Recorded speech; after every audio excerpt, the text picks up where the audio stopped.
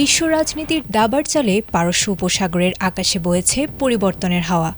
দশকের পর দশক ধরে চলা বৈরিতা আর পাল্টাপাল্টি হুঁশিয়ারির মাঝে এবার তেহরান থেকে ভেসে এলো ভিন্ন এক সুর। দীর্ঘদিনের অচলাবস্থা ভেঙে আলোচনার টেবিলে ফেরার নতুন সংকেত দিয়েছে ইরান। একদিকে ওয়াশিংটনের কঠোর নিষেধাজ্ঞা আর সামরিক প্রস্তুতি, অন্যদিকে তেহরানের টিকে থাকার লড়াই। সব মিলিয়ে মধ্যপ্রাচ্যের কূটনীতিতে তৈরি হয়েছে এক চূড়ান্ত নাটকীয় মোড়।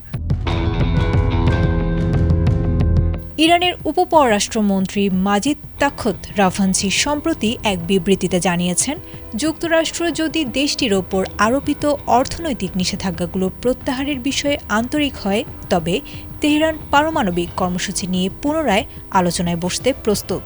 তেহরানে বিবিসিকে দেয়া এক সাক্ষাৎকারে তিনি স্পষ্ট করেছেন, ইরান একটি উইন উইন বা উভয় পক্ষের জন্য লাভজনক পরিস্থিতি চেয়েছে, যেখানে তাদের অর্থনৈতিক স্বার্থের আইনি নিশ্চয়তা থাকবে। বর্তমানে ইরান ৬০% পর্যন্ত ইউরেনিয়াম সমৃদ্ধ করার সক্ষমতা অর্জন করেছে, তবে আলোচনার সদিচ্ছা হিসেবে এই মজুদ কমিয়ে আনার প্রস্তাব দিয়েছে তারা।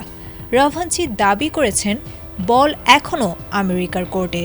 যদিও মার্কিন পররাষ্ট্রমন্ত্রী মার্কো রুবিও এবং প্রেসিডেন্ট ডোনাল্ড ট্রাম্প এখনও সর্বোচ্চ চাপ প্রয়োগের নীতিতে অটল। ট্রাম্প স্পষ্টভাবে জানিয়ে দিয়েছেন, তিনি ইরানে কোনো ধরনের ইউরেনিয়াম সমৃদ্ধকরণ দেখতে চান না।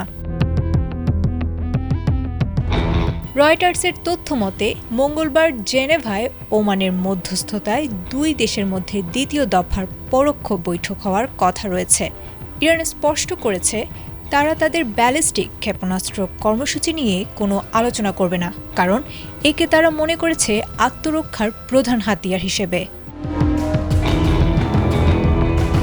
বর্তমানে আন্তর্জাতিক সম্প্রদায় নিবিড়ভাবে পর্যবেক্ষণ করেছে ট্রাম্প প্রশাসনের দ্বিতীয় মেয়াদে ওয়াশিংটন এই আহ্বানে কেমন সাড়া দেয়।